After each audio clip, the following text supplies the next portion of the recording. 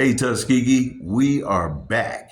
We have Mr. Aubrey Anderson, a candidate for mayor of the city of Tuskegee. August 26th is the day for you to make your voice heard, be a part of the motion, be a part of the movement. Brother, tell us what you got going on. Well, this campaign has been an interesting campaign, but it's a very defining one. I believe that the city is at a crossroad. I really do, historically. This is not the norm. And everyone who can spiritually discern, you can feel it. That change is on the brink, and that it's just not a normal feel to this campaign, but also it's not a normal mindset that we should have going into this election. I've talked to many Tuskegee residents, and it's very disheartening the things that I've gotten back. Many people feel that what's the need to vote?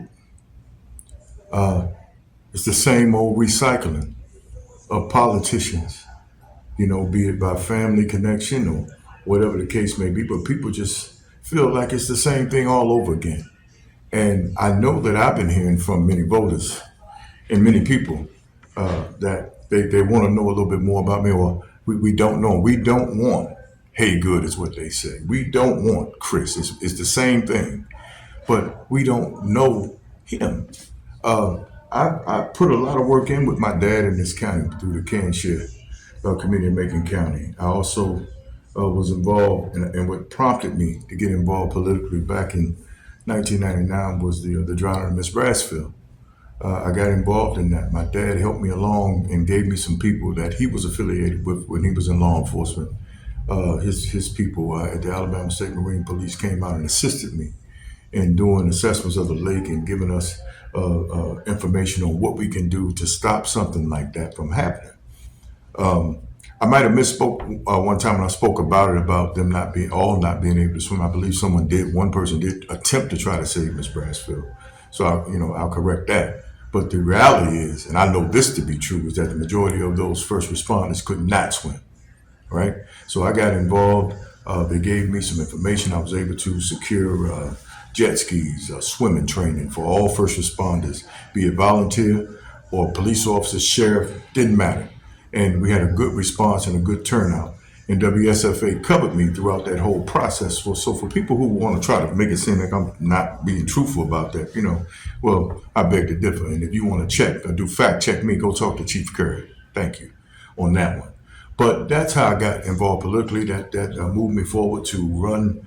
After talking to Sarge and some other people, we would be down at Whispering Oaks having that early morning round table, and that's how I got involved. I was involved also at the Butler Chapel AME Zion Church. I was not interim, but associate preacher up there when Reverend Washington left. Samansky Fields came, and Samansky wanted me to pretty much run it because he was still in Birmingham at the time. So he couldn't be in both places. So I took over, the Bible study and pretty much the operations of that ministry at the time.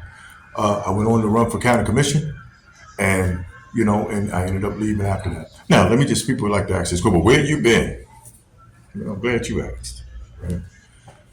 I've been through a lot of medical hardship since that point. I ended up having, I spoke of one surgery that left me actually paralyzed after the surgery. And it was, I call it a miraculous thing because they didn't know if I would ever walk again.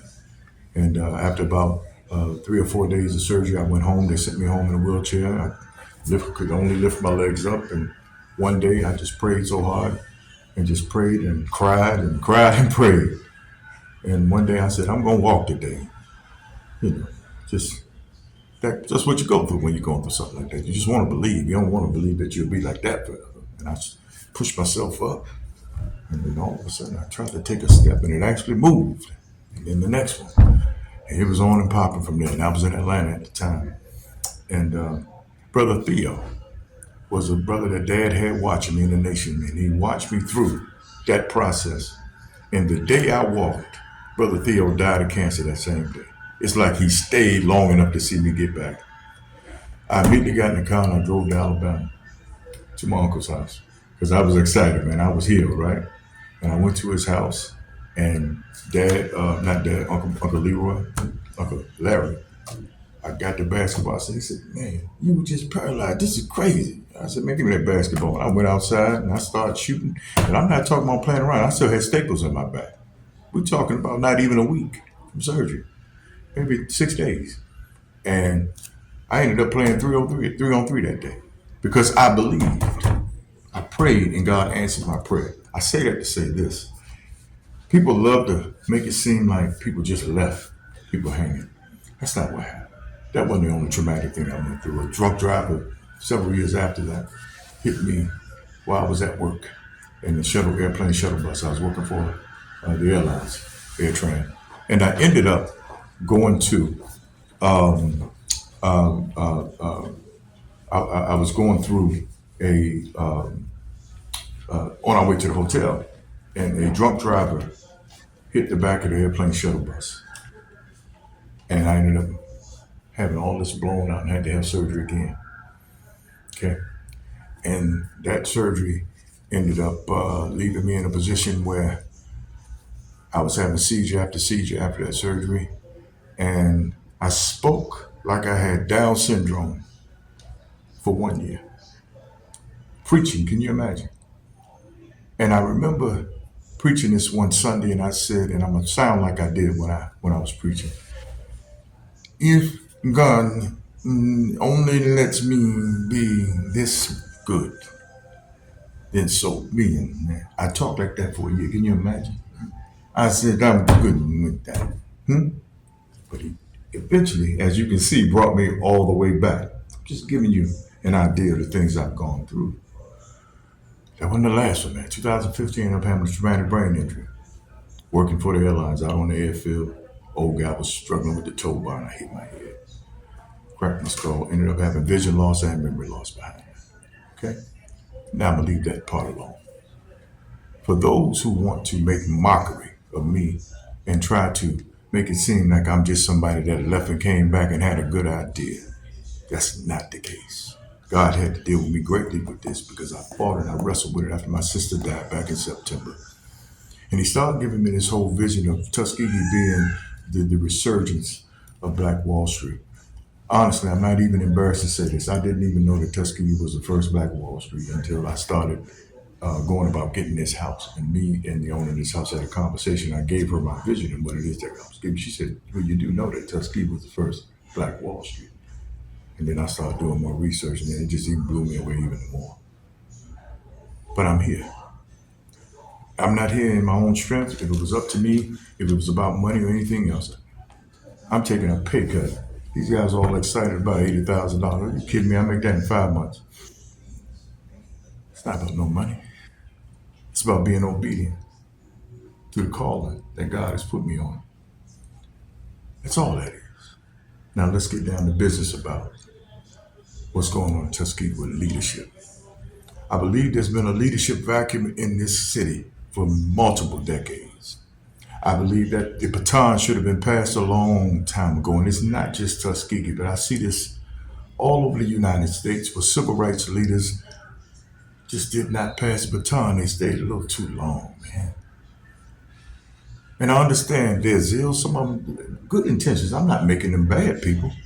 I'm saying that you have to know when to let it go. And I don't mean let go totally. I mean, just put yourself in a position as a consultant or someone to help lead, because we all gonna need direction. I'm not delusional. I have never been a man before. When I win, I'm still gonna have to go through some learning curves with the procedures and different things I have to do, you know?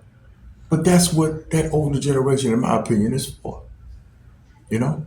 And so this has caused an issue here, man, because I'm looking at the younger generation and you can't even identify who that next leader will be because they're not there. When we ran 25 years ago, I felt like that was the time to pass the baton. But I'm still young enough to be able to still grab it and do something with our city. But at the same time, raise up the next generation of leadership. Everybody don't want to go to college and everybody don't need to go to college. We need to make BTW a technical school with electricians and bricklayers and all of these different things, man, that when these businesses do come and manufacturing businesses do come, we have people, the next generation, to help rebuild the city. But not only that, Tuskegee University, we have a whole architect department. I already met with them.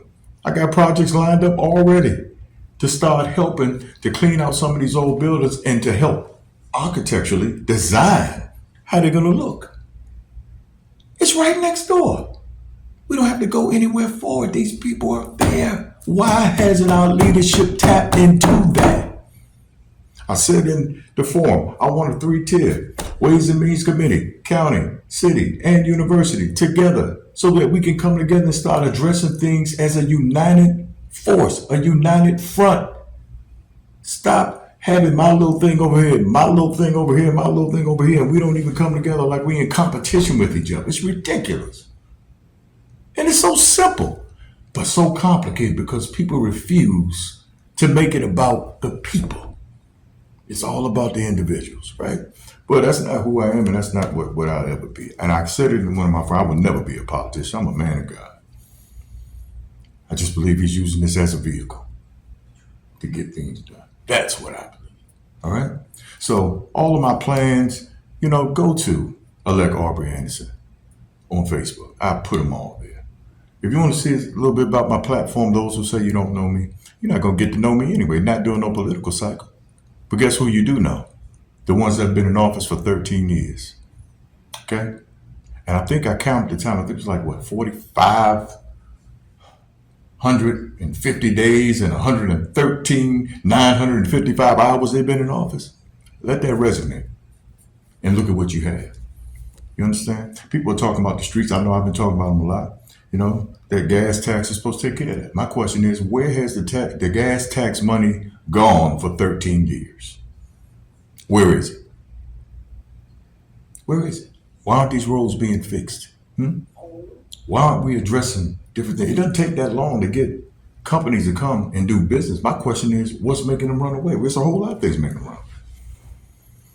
If I had a big corporation, I'd be concerned too, because I don't even have a hospital if my people get hurt. I don't have an urgent care. It has to be priority. I've talked to several people that have lost loved ones because they couldn't respond quick enough. These are real issues. And we need to stop pretending that they're not. I've listened throughout this campaign. I have not heard a plan from Tony Haygood. I have not heard a plan from Chris at all. I've heard them bite off of what I'm saying. But I have real stuff. I got proposals. That's an aerospace program. Okay, Innovation Economic Development Initiative for Tuskegee University. They can have that one. I got healthcare initiatives right here. Okay, disaster preparedness plan. Okay, I have AI, and I'm not just talking just to say AI. I have an extensive, comprehensive plan in AI ready to go first day for people to come in and turn this into a smart city and become the hub of rural communities all across the state of Alabama. That's vision. Do you hear anybody else talking like that? I got 3 proposals in here right now with companies that want to come and do business in Tuskegee. All right. I have a housing proposal for container housing right here. Listen, no one's talking with substance that's running for mayor. I haven't seen a plan, and you won't see one. It's name recognition and popularity, that's it. That's what they're running on. But you've had office for 13 years. And you want people to believe that you're going to do something. The best indicator of what someone's going to do, and I'm going to close on this, is what they've done in the past. My name is Aubrey Anderson. And I'm not begging for your vote. I'm asking you to do what you know is right, because as citizens of Tuskegee, you have a responsibility as well to do something about the conditions that you see your city in.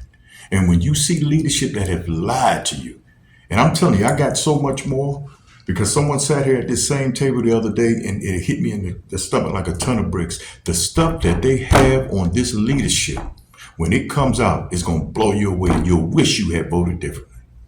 I'm telling you it's coming. And believe me, that's not me just sitting there saying that because I'm running for office. I'm talking about real receipts, people. I've already put some stuff out. Go to my site and see it. All right. The whole corruption on the police department, that's just the skimming the tip of the iceberg. It's way deeper than that. So do something while you can. You can make a change right now. Make it on August the 26th. Vote Aubrey Anderson, mayor of Tuskegee, and watch real change, not rhetoric. Thank you for taking time to listen to me. God bless you. And I'll see you on the 26th. Thank you, Mr. Anderson, for joining us. Thank you for speaking to the people. Make sure you like, share, and subscribe to this channel. Make sure you are there on August 26th at the polls. Be a part of the motion. Be a part of the movement. Make your voice heard. Thank you, Mr. Anderson. You're welcome, sir. Thank you for having me.